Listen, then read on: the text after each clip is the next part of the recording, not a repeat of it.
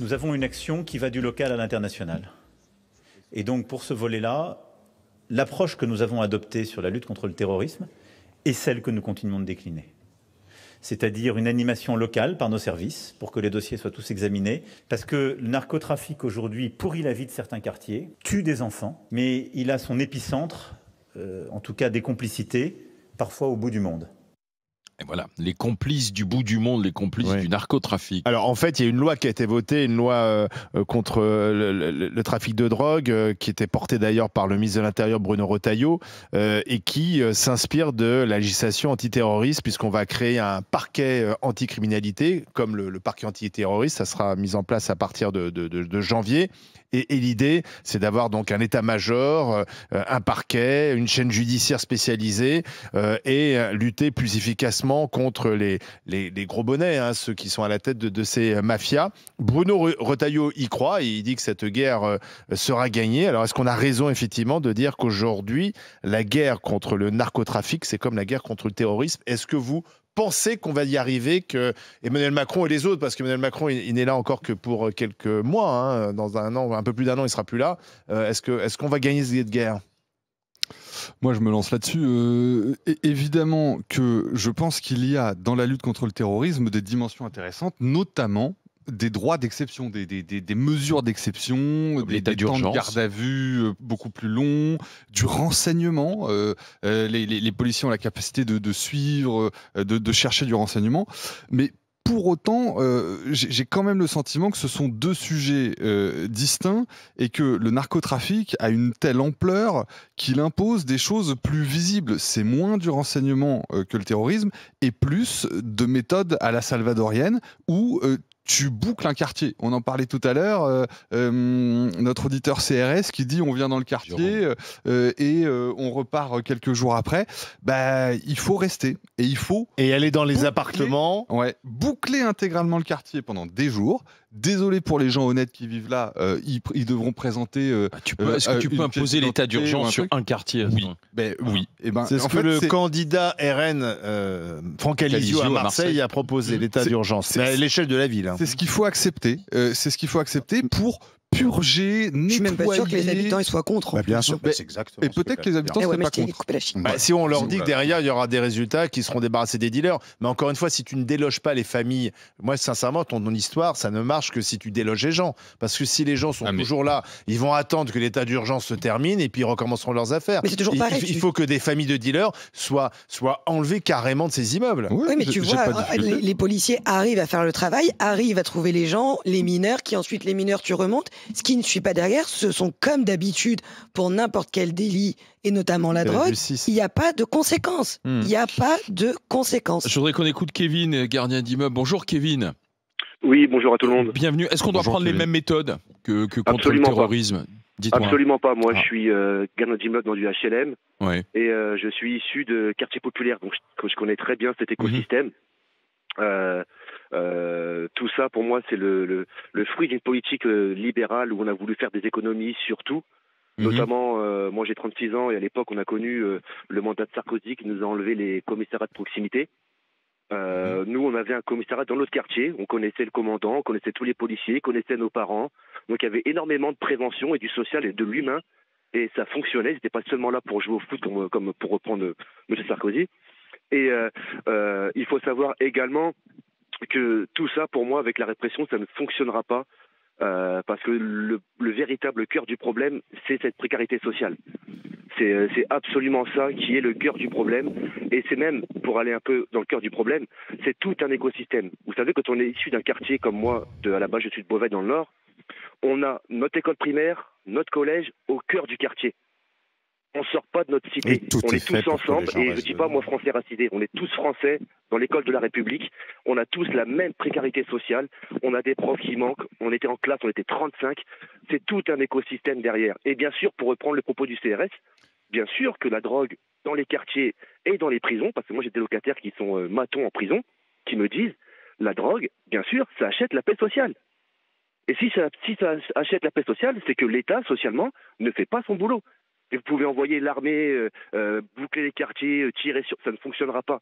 Qu'est-ce que devrait faire l'État de plus? Parce qu'on a quand même beaucoup, je suis désolé, hein, mais dans tous ces quartiers, il y a des écoles. Il y a plus d'écoles dans ces quartiers qu'à la campagne, vous voyez. Il y a plus de transports en commun. Et je termine, il y a plus de transports en commun dans ces quartiers qu'à la campagne. Je pense qu'un jeune aujourd'hui qui vit à la campagne est souvent plus désœuvré qu'un jeune qui vit dans ces quartiers en matière d'équipement, parce qu'on a mis quand même beaucoup d'argent dans ces quartiers. Donc moi, je veux bien qu'on dise toujours, bien sûr qu'il y a des problèmes sociaux, que c'est souvent plus difficile pour ces jeunes-là de s'en sortir. Et ils sont très méritants, il faut les aider, notamment ceux qui travaillent, il faut peut-être leur donner des coups de pouce. Mais arrêtons quand même toujours de victimiser, de dire oui mais vous comprenez, c'est à cause de l'État. Non, c'est pas de la victimisation. Mais si, c'est la victimisation. Non, je comprends ce qu'il veut dire. La manière dont les quartiers, il y a quand même de la ghettoisation. C'est vrai que tu vas dans un quartier, tu as l'école, tu as des commerces, tout est fait pour que tu n'en sortes pas. Oui. Moi, j'interviens par exemple auprès de pour jeunes. avoir du commerce de proximité, vivre non, mais tu sais, des services. Et là, vous dites que les services sont à côté, c'est pas bien. Non, mais déjà. Le quart d'heure, là, c'était le truc à la mode. Il fallait que tout soit. Non, c'est pas une question de ça. Il y a une hypocrisie des politiques. C'est pas de monsieur et madame tout le monde. C'est pas de vous. La manière dont on a ghettoisé. Va dans toutes les cités. Pourquoi tu retrouves les mêmes populations? C'est pas parce qu'elles sont contentes de rester là. Va à Clichy-sous-Bois. Parce qu'elles n'ont pas les moyens d'aller ailleurs, parce que l'État leur offre des logements. C'est-à-dire que c'est fou. Mais non, mais tu offre des logements à des étrangers qui viennent d'arriver dans notre pays et on nous dit... T'as grandi en quartier populaire. T'as grandi en quartier populaire. Et quoi? Non, ma question, est-ce que tu as grandi? Il faut avoir grandi pour pouvoir avoir un avis. Connaître ce qui s'y passe à l'intérieur, ouais. Ouais, d'accord. Est-ce que tu as grandi? Tu n'as pas grandi. Il y a une ghettoisation qui est complètement con. Déjà, la dernière fois, tu disais que les injustices sociales... Attends, mais laisse-moi finir. Moi, je t'ai pas coupé la parole. Déjà, la dernière fois, tu as osé dire qu'il n'y avait pas justice sociale en France parce qu'on était le pays le plus redistributif. Mais ce que tu dis, c'est une connerie et j'espère que tu feras jamais de politique parce qu'il y a plein d'injustices sociales. Non, mais je le répéterai. Il y a plein d'injustices sociales en France. Tu peux pas dire que ça n'existe pas. Et ce que dit ce monsieur par rapport à... Maintenant, quand vous dites l'argument... Abel, t'es dans la victimisation. Attends, je finis. Je suis pas dans la victimisation. Mais non, mais tu m'as coupé. Là, je vais finir. Quand on dit on a mis des milliards dans les quartiers, vous demandez aux habitants de ces quartiers où est-ce qu'ils ont vu ces milliards.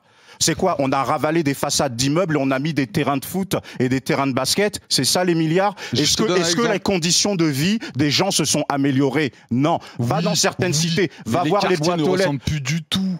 Mais tu es allé dans quel quartier? Mais cite-moi un exemple. T'es allé au Chêne Pointu à Clichy-sous-Bois. J'ai été directeur de cabinet dans plusieurs villes. T'es allé à Chanteloup-les-Vignes. Et maintenant, pour revenir... Non, mais il y a sans doute des endroits où ça va pas bien, mais ce discours qui consiste à dire on ne fait rien et parce que l'État a fait rien, on devient dealer. Moi, je trouve que non, mais moi, je dis pas ça. Est-ce que je peux couper la parole en deux?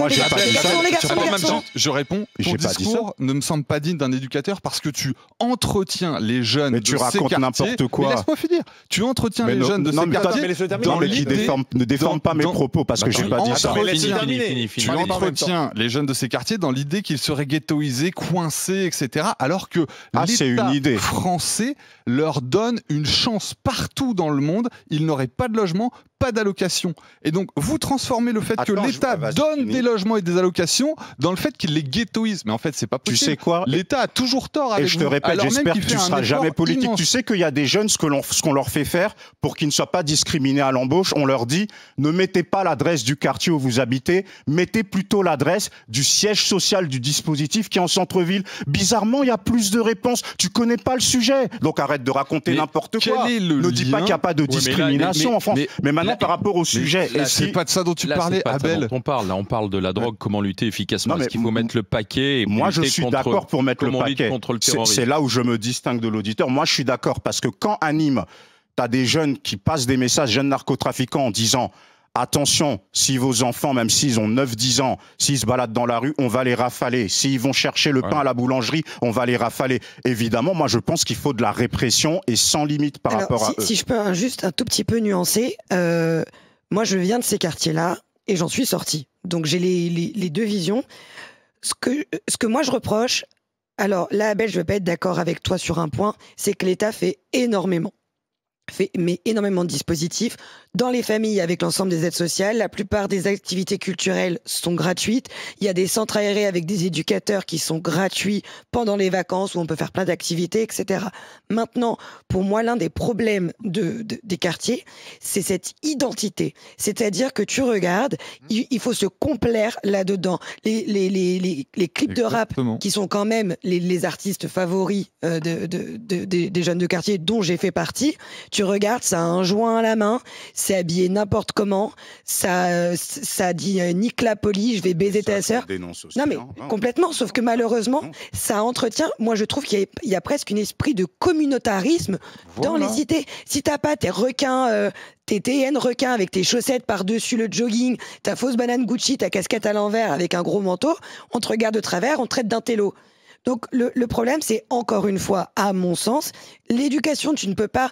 Moi, je suis désolée, quand j'entends Jules qui dit « nique ta mère sur la canebière, nique tes morts sur les vieux ports, je vais te violer avec des billets violets », t'envoies quoi au message aux jeunes? Non, mais tu vas dire que moi, je suis pas pour la victimisation. Moi, je suis pour la responsabilité citoyenne. Et les jeunes auprès de qui j'interviens, ils savent très bien.